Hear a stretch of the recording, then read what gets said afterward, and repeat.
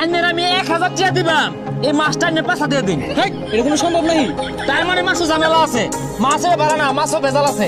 দর্শক, এইখানে এক ভাই ইট বিক্রি করতেছে, আমরা তাকে জিজ্ঞেস করবো, ভাই ইট কত করে বিক্রি করতেছেন? 10 টাকা পিস। 10 টাকা পিস। আমি আপনাকে 500 টাকা দিব, আপনি এক ইট খেয়ে দেখাবেন। এই না কি কই, কি খাওয়ার জিনিস 500 দিনই খাওন যাইবো। তার মানে দর্শক, তার ইটে ভেজাল আছে। আর কি আর ভেজাল আছে?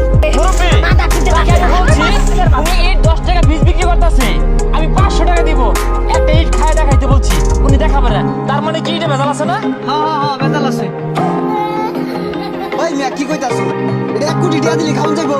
এটা কি খাওয়ার জিনিস? ভাই যত কিছু বুঝায় এটার মধ্যে ভেজাল আছে।